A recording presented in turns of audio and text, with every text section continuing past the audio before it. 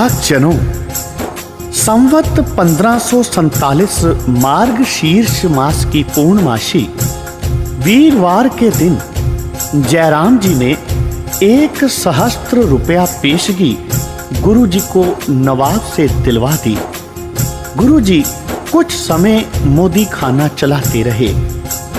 एक दिन भाई बाले ने श्री गुरु जी से प्रार्थना की, हे महाराज, आप मोदी खाने पर लग गए हो, अब कृपा करके हमें भी आज्ञा दीजिए, हम भी अपनी खेती बाड़ी के काम पर जाएं। गुरु जी ने कहा, हे बालाजी, यह कच्ची प्रीत अच्छी नहीं होती, अभी जाने की क्या पड़ी है, मुझे अभी आपसे एक काम है। भाई बालाजी ने कहा, आप तो क्षत्रिय पुत्र होकर काम पर लग गए हैं, हमें भी तो काम करना उचित है, इसलिए आज्ञा दीजिए। गुरुजी मुस्कुराकर कहने लगे, हे बाला, हमने तो अपना काम करना है, तू कुछ समय निरंकार के हुक्म की प्रतीक्षा कर और हमारे साथ ही निर्वाह कर। भाई बालाजी ने कहा, हे महाराज, मैं तो प्रारंभ से आपका हो चुका हूं, जैसे आज्ञा करोगे वैसा ही करूंगा। यह कहकर गुरुजी के साथ ही रहने लगा। गुरुजी हर एक महीने के प्रारंभ में मोदी खाने की आय व्यय का नवाब को हिसाब बताते थे। हिसाब से श्री गुरु नानक देव जी का ही कुछ नवाब की ओर कोष होता था। यदि कोई मांगने आया तो गुरुजी उसे खाली नहीं जाने देते थे, अन्न वस्त्रादिक सभी को देते थे। इसके अतिरिक्त यदि नवाब की ओर से किसी को 5 सेर देने की लिखित आज्ञा होती तो गुरुजी उसे 5.25 सेर ही दे देते। भिक्षुकों को जिस स्थान से मिले वहां अवश्य जाते हैं। नानक जी महाराज की ख्याति हो गई, बस फिर तो भिक्षुकों का तांता ही लग गया। सुल्तानपुर के कुछ लोग तलवंडी में आए, जिससे कालू जी ने नानक जी की प्रख्याति सुनी। नानक जी बहुत दान कर रहे हैं, यह सुनकर श्री कालू जी सुल्तानपुर में आ गए। श्री गुरु नानक जी ने पूज्य पिता मेहता कालू जी को देखा तो सत्कार करने के लिए चरणों पर प्रणाम किया। मेहता कालू जी ने अपने पुत्र नानक जी को गले लगाकर माथा चूमा, फिर बोले और बड़ा प्यार किया। भाई बालाजी और मेहता कालू जी तथा गुरु जी जयराम जी के घर में पहुंचे। जयराम जी की ओर से बहुत सत्कार किया गया। मर्यादा के अनुसार मेहता कालू जी ने पुत्री बेबे नानकी जी तथा जयराम जी को वस्त्र भूषण तथा रुपयों की भेंट की। फिर कुछ इधर उधर की बातों के पश्चात मेहता कालू जी ने श्री नानक देव जी से पूछा, बेटा, तुमको यहाँ पर आए हुए बहुत दिन हो गए हैं, बताओ तो क्या कुछ लाभ प्राप्त किया है?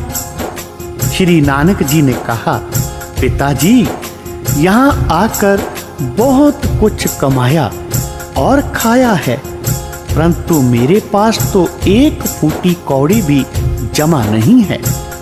उस समय मेहता कालू जी बोले और भाई बाले पर गुस्सा होकर अपशब्द कहने लगे। गुरुजी ने बाले को संकेत किया, जो बालाजी ने कोई उत्तर नहीं दिया। मेहता कालू जी ने फिर जयराम जी से कहा कि आपने नानक देव की ओर ध्यान नहीं दिया तथा इसकी सगाई का भी प्रबंध नहीं किया। बेबे नानकी जी को पिताजी की बात कुछ अखरी बुरी लगी और कहने लगी, पिताजी, जब से मेरा भाई यहाँ आया है तब से इसने आपकी कोई हानि नहीं की। आपको प्रसन्नता होनी चाहिए कि नानक काम पर लगा हुआ है। अब आप यह नहीं कह सकते कि नानक जी बेकार बैठे हैं। वह दिन दूर नहीं जब कुछ एकत्र भी कर लेंगे तथा हम लोग सगाई के पीछे लगे हुए हैं। आप चिंता ना करें। जयराम जी ने कहा, हमने एक जगह देखी है। मूला नाम का एक चोना क्षत्रिय पखों के रंधावे में निवास करता है। उसकी पुत्री युवा है। वह पखों के रंधावे का पटवारी लगा हुआ है। यह पुण्य का संबंध है। हमने वहां ही नानक की सगाई की आशा कर रखी है। आगे जो उस परमात्मा की इच्छा होगी वही होगा। जयराम जी ने कहा, हे मेहता जी, मैं तो चाहता हूं कि आप और माता जी भी यहाँ सुल्तानपुर में आ जाओ। तब मेहता कालू जी ने कहा, जयराम जी, यह उचित नहीं। उधर पटवार का सारा काम मेरे ऊपर है, इसलिए मुझे यहाँ नहीं रहना चाहिए। परंतु जिस समय नानक जी की सगाई होने वाली हो तो उस समय मुझे शीघ्र ही बुला लेना तथा इसका ध्यान रखना, कहीं यह धन को व्यर्थ न गवा दे। बेबे नानकी जी ने कहा, पिताजी, आप अपने भाग्य महान जानो जो भाई नानक जी का मन यहाँ लगा हुआ है तथा काम कर रहे हैं। पिताजी, अब मेरा प्यारा भाई अपनी कमाई का धन बचाकर किसी भिक्षु को दान रूप में कुछ देता है तो उससे हमारी अथवा आपकी क्या हानि है। यदि किसी बुरे काम में लगाए तो हम उसे रोक भी सकते हैं, अपितु भलाई से रोकना तो पाप है। एक बात की अवश्य चिंता थी कि नानक देव के निकट सदैव मांगने वाले साधु रहते हैं और नवाब का स्वभाव कड़वा है। जब कभी हम देखते हैं तो मोदी खाने के आगे साधु संतों तथा मांगने वालों का तांता सा बंधा होता है तथा नानक जी किसी को भी कुछ दिए बगैर खाली नहीं लौटाते। नवाब के स्वभाव से प्रभावित होकर हम लोग भयभीत रहते हैं कि कहीं सरकारी धन में कोई कमी ना आ जाए। परंतु पिताजी, जब कभी हिसाब का निरीक्षण होता है तो सदैव नानक का ही पल्ला भारी निकलता है। इसलिए हमें विश्वास हो जाता है कि नानक देव जी अवश्य कोई अवतार हैं, साधारण जीव नहीं। इसलिए हम लोग नानक देव जी को कुछ भी नहीं कहते। यह सुनकर मेहता कालू जी ने कहा, हे जयराम जी, अब जब कभी मोदी खाने का निरीक्षण हो तथा नानक के कुछ रुपए अधिक निकलें तो उसी समय वे रुपए अपने अधिकार में कर लेना। इस काम के परामर्श के लिए भाई बाले की सहायता जरूर लेनी चाहिए। फिर भाई बाले को बुलाया गया तथा कहा गया, हे बाला, तू एक बुद्धिमान है, इसीलिए नानक की देखरेख तेरे ऊपर ही रखी गई है। तुझे इस बात की ताकीद की जाती है कि नानक जी को फजूल खर्ची से सदा सावधान रखना है। इस बात से बाले को कुछ क्रोध हुआ तथा कहने लगा, हे पटवारी जी, आप यह स्वप्न में भी ना समझें कि नानक से मैं किसी प्रकार का लाभ प्राप्त कर रहा हूँ। मेरे लिए तो एक फूटी कौड़ी भी जो बनाकर लेती है वह बुरी चीज के तुल्य है। हे मेहता जी, आप तनिक मन में विचार करें कि नानक कोई बच्चा नहीं जिसे हम डांट डपट कर अपनी इच्छा के अनुसार कर सकें। यदि कुछ अधिक कहें तो अपने अपमान का भय है। पटवारी जी, यदि आप मुझसे सत्य पूछते हैं तो मैं अपने अनुभव से कह सकता हूं कि तुम्हारा पुत्र नानक सारे संसार का पिता है। उसका प्रत्येक कर्तव्य अमनुष्य है। उससे हानि की संभावना निरर्थक है तथा अपनी अल्पज्ञता का चिन्ह है। इतना कहकर पाई बालाजी किसी विशेष ध्यान में निमग्न हो गए। फिर अचानक बोले, हे कालू जी, हमने तो निश्चय कर रखा है कि नानक का विवाह शीघ्राति शीघ्र हो जाए। यह स्वयं गृहस्थ की ओर अग्रसर होगा, जिससे फजूल खर्ची अपने आप रुक जाएगी। इस कार्य के लिए श्री जयराम जी पर्याप्त हैं। आप निश्चिंत रहें। यही फैसला हुआ कि श्री नानक देव जी का विवाह शीघ्र किया जाए। कुछ दिनों के पश्चात मेहता कालू जी अपने नगर को आए। माता तृप्ता जी ने अपने पुत्र पुत्री की कुशलता पूछी। तब मेहता कालू जी ने बड़े ही प्यार से कहा कि नानक जी की चाल ढाल तो वैसी ही है। अच्छा, वह ईश्वर उसे सुबुद्धि प्रदान करे। इसके पश्चात अपनी यात्रा का विवरण विस्तार पूर्वक सुनाया। भक्तजनों, इधर एक दिन जयराम जी नानकी जी के निकट एकांत में बैठे थे। तब परम विदुषी नानकी जी ने जयराम जी से पूछा कि आज आप चिंतातुर प्रतीत हो रहे हैं। यदि उचित हो तो अपनी चिंता का कारण मुझे बताने की कृपा करें। पुरुष की सहायता दूसरा पुरुष कर सकता है, इसलिए आपकी चिंता में हाथ बटाना अर्धांगिनी होने के नाते मेरा कर्तव्य है। यह सुनकर जयराम जी बोले, हे नानकी जी, मुझे लोग कहते हैं कि तुम अपने साले नानक जी की फजूल खर्ची से एक दिन नवाब साहिब के कोप भाजक बनोगे। अब करूं तो क्या करूं? यदि नानक जी को वापस तलवंडी भेजूं तो संसार में मेरी निंदा होगी।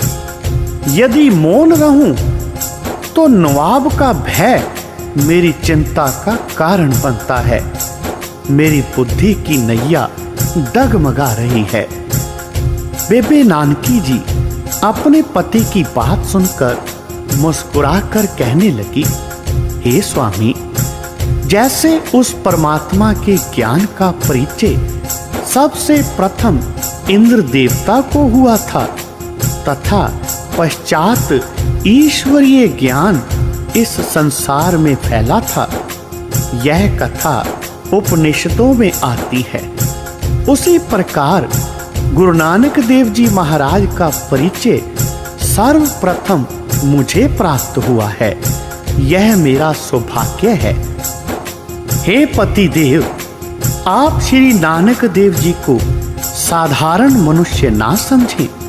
वे तो अखिल भुवन पति साक्षात ब्रह्म ज्योति हैं, जो संसार की हित कामना से अवतार हुए हैं। लक्ष्मी इनकी दासी है। जहां नानक वहां लक्ष्मी हाथ बांधे खड़ी रहती है। मैं सत्य कहती हूं कि जब व्यय का निरीक्षण होगा तब सदैव कोष की वृद्धि दृष्टिगोचर होगी।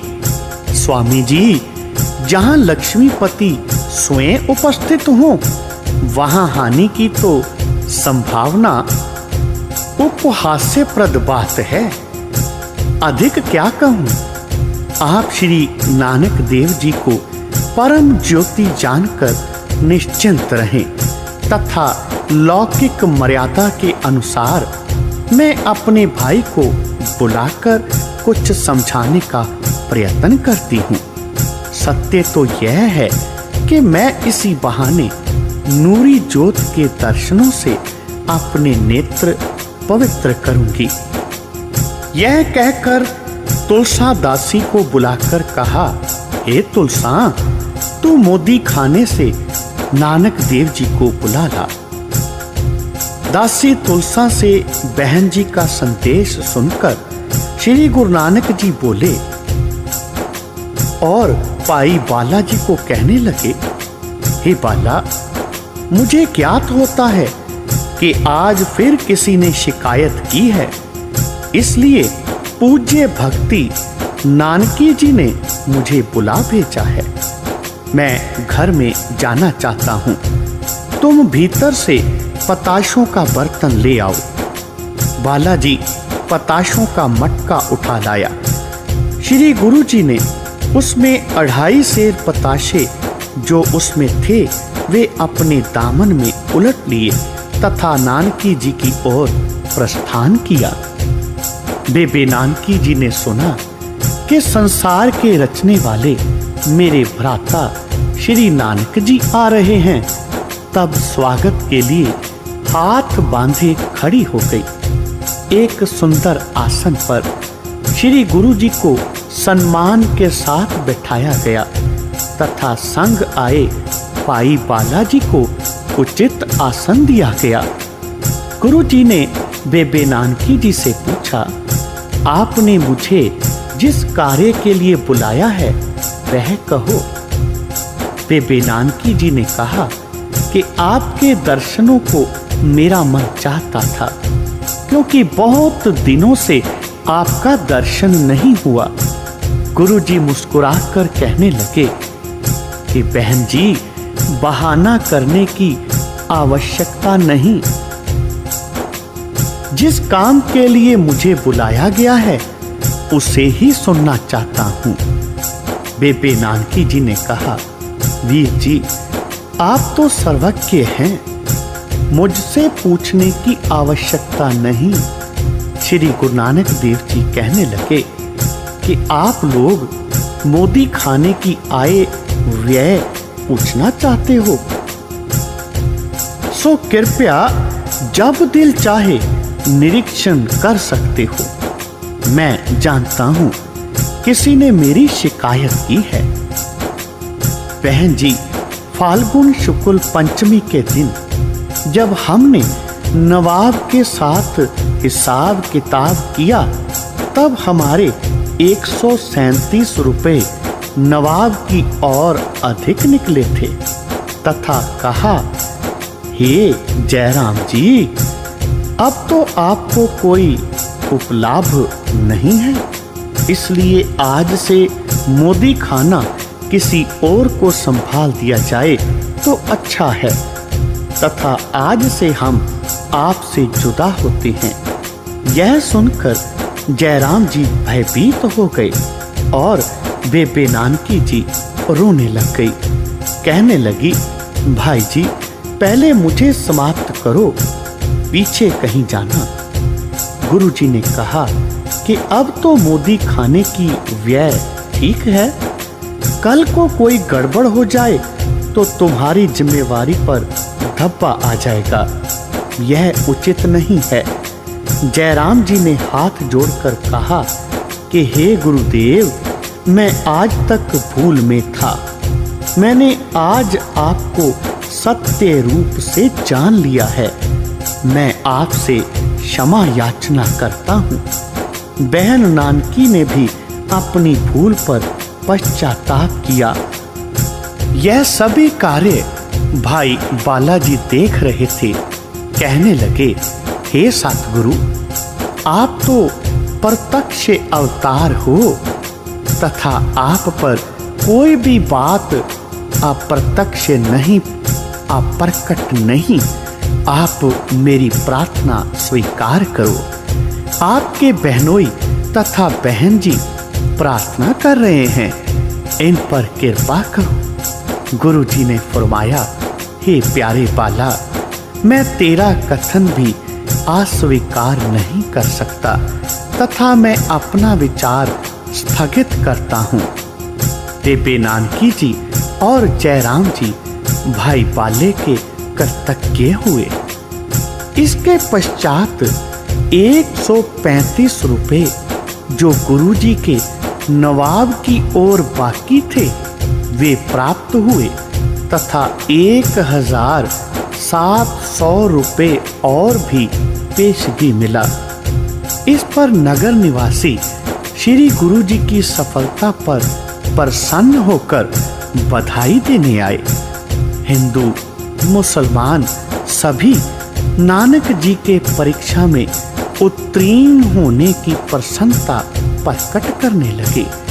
श्री गुरु जी सदैव की भांति फिर मोदी खाना चलाने लगे।